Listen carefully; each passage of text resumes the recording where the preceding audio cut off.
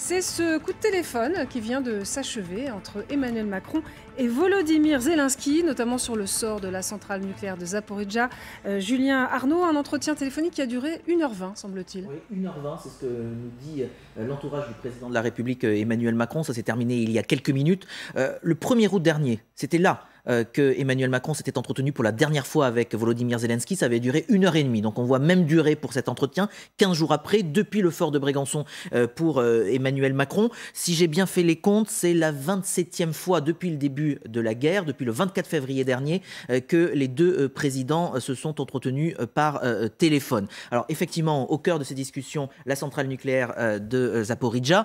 On n'en sait pas plus pour l'instant. Même, j'allais dire, déroulé que pour les précédents appels. On sait quand est-ce que ça se finit et dans la foulée, dans les heures qui viennent, qui suivent, on aura des détails sur les points d'échange entre Emmanuel Macron et Volodymyr Zelensky. Et puis la suite, on peut notamment s'interroger sur est-ce qu'il y aura un coup de fil dans la foulée avec le président russe, par exemple Vladimir Poutine. Ça fait très longtemps qu'Emmanuel Macron et le patron du Kremlin n'ont pas échangé, à l'inverse d'Emmanuel Macron et Volodymyr Zelensky. Quelles décisions ont été prises? Est-ce qu'il y a des sujets autres que la centrale qui ont été abordés? Le transport des céréales, les armements, la population, l'Union européenne aussi et l'Ukraine. On verra ça donc dans les heures qui viennent. Est-ce que selon vous, en tout cas, ce coup de téléphone, il traduit une vraie crainte de l'Élysée sur des fuites nucléaires, la menace qui pèse sur l'Europe, comme le dit Zelensky? Oui, on a bien vu que depuis la fin du mois de juillet, il y a des bombardements à répétition autour de cette centrale et on voit bien qu'à la fois la Russie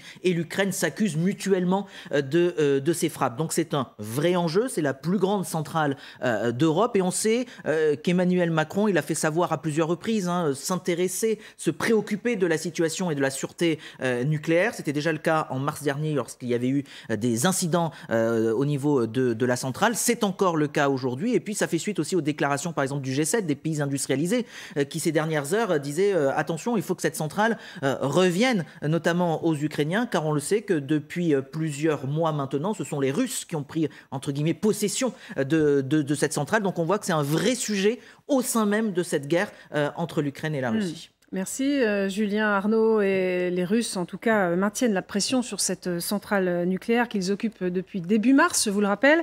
Une catastrophe qui menace l'Europe sur le front nucléaire. C'est ce qu'a répété Volodymyr Zelensky dans la nuit. Avant de l'écouter, je tiens à vous dire que nous aurons dans quelques instants l'analyse d'un spécialiste du nucléaire ainsi que du grand reporter Olivier Weber. Mais d'abord, écoutons Volodymyr Zelensky.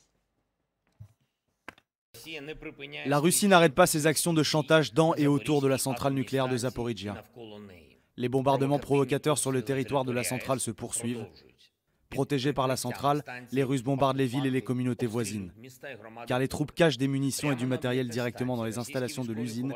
De facto, l'usine est minée. Tout incident radioactif à la centrale nucléaire de Zaporijjia peut porter atteinte aux pays de l'Union européenne, à la Turquie, à la Géorgie et aux pays des régions les plus éloignées. Ça ne dépend que de la direction et de la force du vent. Si les actions de la Russie conduisent à une catastrophe, les conséquences pourraient frapper ceux qui restent silencieux jusqu'à présent.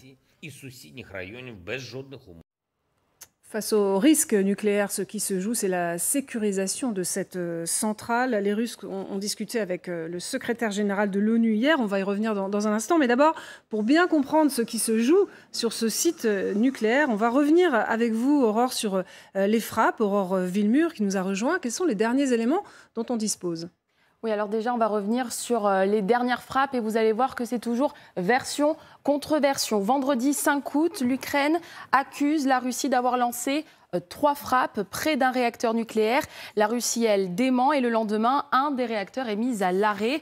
Le lendemain, justement, la nuit du 6 au 7 août, de nouveaux tirs sont signalés. Là encore, les deux camps s'accusent. Et puis jeudi, évidemment, les tensions reprennent. Zaporijjia est la cible de 5 frappes près d'un dépôt de substances radioactives, selon l'agence nucléaire ukrainienne. Les autorités accusent les Russes d'avoir bombardé la centrale depuis le village de Vodiane, juste ici, regardez, situé sur la rive droite du Dniepr, à proximité donc directe de la centrale. Et concrètement, quel est le risque? Est-ce qu'on sait ce qui a été touché sur le site ? Alors, selon les experts, aucun site vital n'a été touché. Il n'y a aucun problème direct de sûreté. C'est important de le rappeler, mais on joue avec le feu, puisque je dis, les frappes sont passées près d'un réacteur, selon l'agence nucléaire ukrainienne, et ce sont des capteurs de radiation qui ont été endommagés. A priori, rien de grave, car autour de la centrale, d'autres capteurs permettent de mesurer l'émanation de la radioactivité dans l'environnement. Les frappes auraient aussi visé la station de pompage des eaux usées. Et puis une ligne électrique a été détruite, mais là encore, rien de trop préoccupant, car 4 lignes électriques relient la centrale au total, et une seule, a priori, suffit à la faire fonctionner. Merci beaucoup, Aurore Villemur. Alors, est-ce un péril imminent? Pour y voir plus clair, nous avons en ligne Olivier Weber, grand reporter écrivain, Robert Ranquet, spécialiste du nucléaire. Je m'adresse à vous pour commencer. Aurore nous le disait, voilà, pour l'instant, ce qui a été touché, c'est notamment une zone de refroidissement. Et la question, évidemment, que tout le monde se pose, c'est est-ce que le réacteur peut être touché à un moment donné? Comme vient de le dire votre chroniqueuse, on manque cruellement dans cette affaire d'informations fiables, validées et venant d'observateurs indépendants. Et donc on est à parole contre parole et on en est à supputer à partir de ce que nous disent les Russes, les Ukrainiens. Et on sait que depuis le début du conflit, sur toutes ces affaires nucléaires, on est dans une véritable guerre de l'information où tous les coups sont permis et la surenchère fréquente. Donc, il est bien difficile de se faire une opinion claire sur la situation de Zaporijia. Et de ce point de vue, pour moi, une des toutes premières priorités, ça serait que l'Agence internationale de l'énergie atomique ait enfin accès à la centrale, comme le lui refusent toujours aujourd'hui aussi bien les Ukrainiens que les Russes. Et donc, pour l'instant, on en est à des supputations. Mais ces supputations, aujourd'hui, effectivement, nous font craindre quand même qu'il puisse y avoir des incidents sérieux, voire un accident grave, parce que, évidemment, toutes les activités militaires qui se déroulent autour et apparemment au sein même de la centrale sont inquiétantes. On peut voir des fuites nucléaires qui potentiellement pourraient toucher l'Europe? C'est votre crainte? Non, je ne crois pas. On est avec des réacteurs qui n'ont rien à voir avec le réacteur de Tchernobyl qui avait explosé dans les années 85-86. On est sur des centrales qui sont conçues à peu près comme les centrales européennes, avec des enceintes de confinement solides et bien construites normalement, qui sont conçues pour résister à des agressions sévères.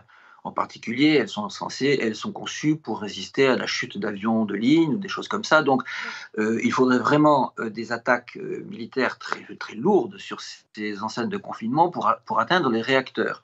Et donc, aujourd'hui, tout ce qu'on peut craindre de plus probable, c'est que ça finisse par atteindre un système annexe du réacteur nucléaire, ce qui aurait probablement comme conséquence immédiate de provoquer l'arrêt immédiat du ou des réacteurs encore en service. Je vois la centrale tourne au ralenti actuellement, et normalement à ce moment-là, le risque d'accident nucléaire devient beaucoup plus faible. Juste pour qu'on comprenne bien, Robert Ranquet, un missile sur le réacteur, y compris sur les couches successives qui se superposent normalement sur le réacteur, pour vous, ça ne met pas en danger, on ne risque pas de voir des radiations. C'est ça, si je vous comprends bien? Je crois qu'il faudrait vraiment une attaque ciblée et très puissante pour endommager un réacteur de ce type-là. Et si je puis dire, une balle perdue ou un missile perdu qui viendrait frapper par hasard l'enceinte du réacteur a fort peu de chances de l'endommager sérieusement. Après, vous avez entendu Volodymyr Zelensky dire que de facto, cette centrale, elle est minée. Est-ce qu'on pourrait craindre que les Russes la fassent exploser à un moment ou à un autre? Alors là, vraiment, je ne crois pas, parce que la centrale de Zaporijia est un enjeu stratégique important, aussi bien pour les Russes que pour les Ukrainiens. C'est une grosse capacité de production d'énergie dont à la fois les Russes ont besoin. Ils en ont besoin pour alimenter les territoires de l'Est de l'Ukraine dont ils comptent bien prendre possession, pour alimenter, ou plutôt réalimenter la Crimée, puisqu'ils ont bien indiqué qu'ils allaient rétablir l'alimentation de la Crimée à partir de la centrale de Zaporijia. Et donc, c'est important pour les Russes de garder cette centrale. C'est tout aussi important pour les Ukrainiens, pour qui ça représente un bon quart de leur production d'énergie électrique. Donc les deux parties, à mon avis, n'ont absolument aucun intérêt à endommager sérieusement cette centrale. Maintenant, l'intérêt objectif, c'est une chose. Ce qui peut se passer au fur et à mesure que se développent des activités militaires pas très bien contrôlées, parce qu'en fait, aujourd'hui, on ne sait pas très bien qui tire sur qui ou sur quoi dans et aux environs de la centrale. Et il est possible qu'une activité militaire mal conduite ou mal contrôlée conduise à un incident plus ou moins sérieux sur la centrale. Mais encore à mon avis, d'après moi, ni les uns ni les autres n'ont vraiment intérêt à voir cette centrale endommagée. Reste avec nous, Robert Ranquet.